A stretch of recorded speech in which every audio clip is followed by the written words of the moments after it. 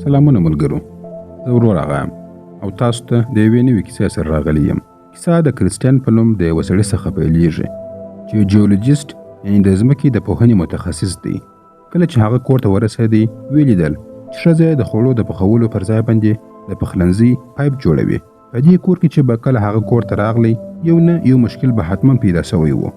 نو کریسټین ټولو ته ښه خبر ورکوي چې دوی اوس نوي کور ته کډه کېږي، ځکه چې د هغه د دندې ځای د دې ښار څخه و بل ښار ته بدل سوی و. د دې خبرې په اورېدو سره دوی ټول ډېر خوشحاله سول. د لږ وخت وروسته کریسټین خپل دفتر ته ولاړی. هغه باید خپل ځینې شیان له هغه ځای څخه راټول کړي وای، ځکه چې نن ورځ یې وروستۍ ورځ وه. نو له خپلو همکارانو سره یې ډوډۍ همالته وخوړله. خو کله چې کارونه خلاص ول او هغه د تلو په حال کې و، ناڅاپه یې د خطر زنګ واورېدی. کله چې یې تلویزیون ته وکتل پوه سو چې د ځمکې لاندې اوبه ناڅاپه ډېرې کمې سوي دي، خو له دې پرته نور څه غیر عادي نه ښکاره کېږي. دې خبرې هېڅ منطق نه درلودی چې د ځمکې لاندې اوبه دې بې له کوم دلیل څخه کمې سي. نو ځکه کریسټین اندېښمن سو. نو د هغه مشر ورته وویل چې هېڅ د اندېښنې خبره نسته، غرونه ټول سم ښکاري او سنسرونه هم کومه خطرناکه نښه نه ښکاره کوي. نو هر څه تر کنټرول لاندې دي. کریسټین د هغه خبره ومنله او روان سو. خو کله چې د کور پر لور باندې روان و په دې فکر کې و چې د ځمکې لاندې اوبه څنګه دومره ناڅاپه کمې سوې. کله چې دوی په بیړۍ کې د سپرېدو لپاره ولاړ وه، د کریسټین نظر ناڅاپه پرې غره باندې ولګېدی. هماغه وخت یو څه ورته په یاد سول. هغه سمدستي بیرته د جیولوجي مرکز ته منډه کړه او له خپل پخواني همکار سره یې خبرې وکړې. هغه ورته وویل چې ستونزه ښایي په سنسرونو کې نه وي، بلکې په هغو کیبلونو کې وي چې سنسرونو ته تللي دي. کریسټین تشریح کړه چې د ځمکې لاندې اوبه ناڅاپه له منځه نه ځي. دا خو هوا نه ده چې الوت وکړي. اوبه نوې لارې جوړوي او نوې طبقې پیدا کوي چې له امله یې فریکشن رامنځته کېږي. که اړیکه پرې سوې وي او سنسرونه څه نسي معلومولی، نو دا معلوموي چې د فریکشن کیبلونه پرې سوي دي. کله چې کریسټین او د هغه همکار ولاړل چې کیبلونه وګوري، نو رښتیا هم کیبلونه پرې سوي وه. دواړه بیرته خپل مرکز ته راغلل. کریسټین ډېر غوسه و، ځکه چې خلکو وضعیت سم نه و کتلی. په داسې حالت کې دوی یوازې ژېړه خبرتیا ورکولی سوای، یعنې خلکو ته یوازې د لږ خطر خبرداری ورکول، ځکه که لوی خبرداری ورکړه سي ښایي په ښار کې ویره خپره سي. خو کریسټین احساس کوي چې خطر به ډېر ژر ډېر لوی سي. وروسته هغه خپل کورنۍ ته ولاړی. هلته هغه وویرېدی کله چې یې ولیدل چې ماشومان د بیړۍ سره نه وه. په اصل کې ماشومان خپلې مور ته هوټل ته ورغلي وه. د کریسټین زوی ورته ویلي وه چې سبا به له خپلې مور سره راسي. نو اوس کریسټین یوازې د خپلې لور سره روان سو. بل لور ته یو بل جیولوجیسټ جوس ولیدل چې سنسرونه عجیبه معلومات ښکاره کوي. د ډبرو ترمنځ فشار او ټکر رامنځته کېدی. جوس سمدستي خپل مشر ته خبر ورکړي، ځکه چې د دې حالاتو په لیدلو سره هغه ویرېدلی وه. د سنسرونو د معلوماتو لپاره هغه له خپل ملګري سره د غره دننه ولاړی.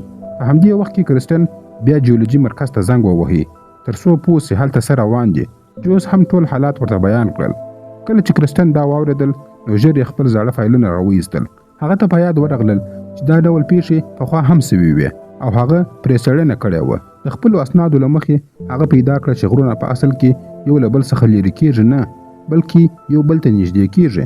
دا د سونامي یا د طوفان د راتلو نښه وه. د سونامي د راتلو مخکې د سمندر شاوخوا غرونه او ځمکه یو بل ته همداسې رانږدې کېږي. هغه بې له ځنډه مرکز ته زنګ ووهي. غوښتل یې چې خپل مشر ته دا معلومات ورورسوي، خو مشر یې هغه وخت د غره دننه کار کوي. کله چې مشر او د هغه ملګري غوښتل چې له غره څخه ووځي، ناڅاپه ډېره زوروره زلزله راغله. غر ډېر سخت ولړزېدی. دواړه سخت ټپیان سول او د مشر د ملګري پښه د ډبرو ترمنځ بنده سوه. په دې خطرناکه حالت کې د هغوی اړیکه له مرکز سره پرې سوه. همدارنګه راپورونه راغلل چې په ډېرو ځایونو کې د اوبو کچه هم ټیټه سوې ده او له دې سره ټوله پوه سول سونامي راتلونکې ده. کریسټین سمدستي خپل همکار ته زنګ ووهي او ویې ویل ژر تر ژره په مرکز کې خبرتیا اعلان کړه او خلک باید له ښار څخه ژر تر ژره ووځي. مارګریټ د سونامي د خطر زنګ چلانده کړي. کله چې خلکو زنګ واورېدی نو ټولو په بیړه کې د ښار څخه له وتلو هڅه کوله. په ښار کې ګډوډۍ جوړ سوی و. له لږ وخت وروسته کله چې ژغورونکي د خپلو همکارانو د ژغورلو لپاره غره ته ورسېدل، بیا څو سختې زلزلې وسوې. ډبرې ماتې سوې او یوه لویه ډبره د مشر پر سر باندې ولوېدله او هغه همالته مړ سو. دلته کریسټین د خپلې لور سره په لاره کې و. ټوله لاره د موټرونو له ګڼې ګوڼې څخه ډکه سوې وه. هغه ژر خلکو ته وویل چې له موټرونو څخه ووځي او لوړو ځایونو ته ولاړ سي. په همدې وخت کې هغه ولیدل چې د هغه د ګاونډي ښځه د 2 موټرونو ترمنځ بنده پاته ده. هغه خپلې لور ته وویل چې ته له ګاونډي سره مخکې ولاړه سه، زه به هغه راخلاصه کړم او ژر به درپسې راسم. بل لور ته موږ ته د هوټل صحنه ښکاره کیږي چیرې چې د کرسټن میرمن او ایډن کار کوي. هغې دروازه وټکوله او ټولو میلمنو ته یې خبر ورکړي، خو په همدې وخت کې د هغې پام سو چې خپل زوی یې هیڅ ځای نه ښکاره کیږي. بل خوا کرسټن هم وتوانېدی چې خپله ګاونډي وژغوري. هغه یې په اوږه سره واخیستله او پورته ځای ته یې بوتله، خو ناڅاپه یې ولیدل چې د سونامي ستره څپه ورته رانږدې سوې ده. په دې وخت کې هغه نور ډېر حرکت نسو کولی، نو ځکه یې خپله ګاونډۍ په یو موټر کې کښېنوله. هماغه وخت د سونامي اوبه هم پر هغه موټر باندې ولګېدلې او دواړه بې هوښه سول. په هوټل کې ایډن بالاخره خپل زوی پیدا کړي. هغې خپل زوی او میلمانه د باندې بوتلل، خو ناڅاپه یې ولیدل چې سونامي د دې تر هوټله پورې راورسېدله. دوی ژر بیرته هوټل ته ورننوتل او د هوټل لاندې بنکر ته ولاړه، خو یو میلمه دننه نسو تللی. په همدې وخت کې اوبه د هوټل له کړکیو څخه دننه راغلې. ایډن په ډېر عزم سره د بنکر دروازه وتړله. حال دا چې هغه میلمه د باندې په اوبو کې بند پاته سو. ایډن خپل زوی له ځانه سره واخیستی او د بنکر ټولې دروازې او کړکۍ یې کلکې وتړلې. کله چې یې ټولې دروازې وتړلې یو دم برق هم لاړی. صحنه بدله سوه او موږ ته کرسټن ښکاره کیږي چې بې هوښه پروت و.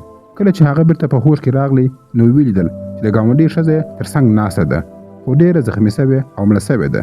د دې په لیدو سره کرسټن ډېر غمجن سو. هغه په سختۍ سره له موټر څخه د باندې راووتی او ورو ورو د غونډۍ خواته ولاړی. هلته یې د ژوندي پاته سوو خلکو لټول پیل کړل. هغه د خپلې لور په لټه کې و. کله چې یې خپله لور جولیا پیدا کړه نو سمدستي یې په غېږ کې ونیوله. هغه د خپل ګاونډي خواته د مایوسۍ په نظر سره وکتل، لکه هغه ته چې وایي ما ستا میرمن ونه سوی ژغورلی، مهرباني وکړه ما وبخښه. بل خوا د جیولوژي په مرکز کې جوس ته د هغه سړي ټلیفون راغلی چې له خپل مشر سره په غرونو کې بند پاته و. هغه جوس ته وویل چې د هغه مشر مړ سوی دی. دا خبره چې واورېدل سوه ټول خلک حیران او غمجن سول. دلته کرسټن اوس د خپلې میرمنې او زوی په اړه باندې اندېښمن و. د سیلانیانو بس ته ولاړی او هلته یې هم وکتله. هغه پرېکړه وکړه چې هوټل ته ولاړ سي او هغه ځای هم وګوري. هغه خپله لور د ګاونډي سره پرېښودله. په همدې وخت کې موږ ته د هوټل د بیسمنټ صحنه ښودل کیږي. اوبه دننه راتلې او ایډن د هغه زوی دروازه ټینګه نیولې وه. ایډن خپل زوی ته وویل ته پر همدې ځای باندې پام کوه، زه به د وینټ له لارې د وتلو لار پیدا کړم. خو کله چې هغه له دروازې څخه لیرې سوه اوبه نورې هم ډېرې په تیزۍ سره دننه راغلې. زوی یې په غوسه سو او مور ته یې وویل زه دا کار نسم کولی. ایډن هم ډېر غوسه سو ځکه هغه نه پوهېدی چې زوی یې په داسې سخت وخت کې څه غواړي. هلته یو بل سړی هم موجود و. هغه ډېر ورخطا سو او ویې ویل که د وتلو کومه لاره نه وي او یوازې د مرستې انتظار وکړو نو حتما به موږ همدلته مړه سو. بل لور ته کرسټن هم د اوبو له زور سره د هوټل پر لور باندې را روان و.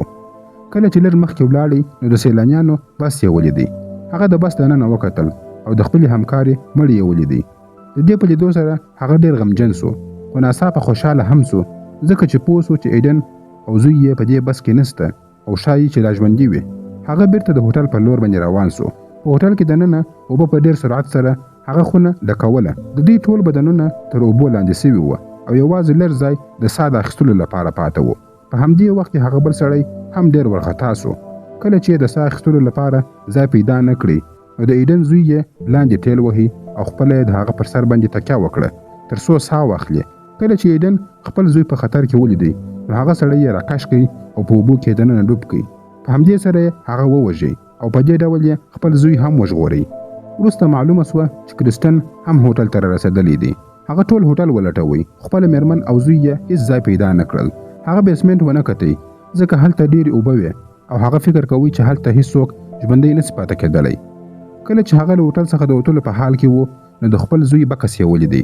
کرسټن فکر وکړ چې اوس به دواړه مړه سوي وي. له ډېرې غوسې او درد څخه یې د دروازې او کړکیو په وهلو سره شروع وکړه. ایډن او د هغه زوی د هغه غږ واورېدی. دوی پوه سول چې پورته یو څوک سته. ایډن باوري وه چې ښایي کرسټن به راغلی وي چې دوی وژغوري. د دې لپاره چې د هغه پام ځان ته راواړوي هغه ښکته ولاړه او یوه وسپنه یې راوړه. هغې په زور زور سره هغه وسپنه په پایپ باندې ووهله. کرسټن هم دا غږ واورېدی. د دې لپاره چې پوه سي چې دا غږونه د کوم ځای څخه راځي هغه بیا د دروازې په وهلو سره شروع وکړه. هغه په اصل کې غوښتل نورو خلکو ته اشاره ورکړي چې دی دلته راغلی دی. ایډن او د هغه زوی هم ډېر خوشحاله سول، خو د دوی دا خوشحالي یوازې د یوې شیبې لپاره وه. اوس اوبه د وینټنون له لارې هم دننه راتلل شروع کړل. د دې خلکو د ژغورلو لپاره کرسچن د اوبو له لارې بیسمنټ ته ښکته سو. په دې وخت کې ایډن خپل زوی ته وویل مه ویرېږه، زه هڅه کوم چې د باندې دروازه خلاصه کړم. دا خبره یې وکړه او بیا اوبو ته دننه ښکته سوه او د بیسمنټ د دروازې خلاصول یې پیل کړل. هغه نه پوهېده چې کرسچن هم د همدې دروازې د خلاصولو هڅه کوي. په پای کې د دواړو د هڅو په نتیجه کې دروازه خلاصه سوه. کله چې دروازه خلاصه سوه دواړه ډېر خوشحاله سوه چې یو بل یې ولیدل. کرسچن ایډن ته وویل ته پورته زینو ته په لامبو سره ولاړه سه، زه به خپل زوی وژغورم. د کرسچن زوی هم ډېر خوشحاله سو چې خپل پلار یې ولیدی.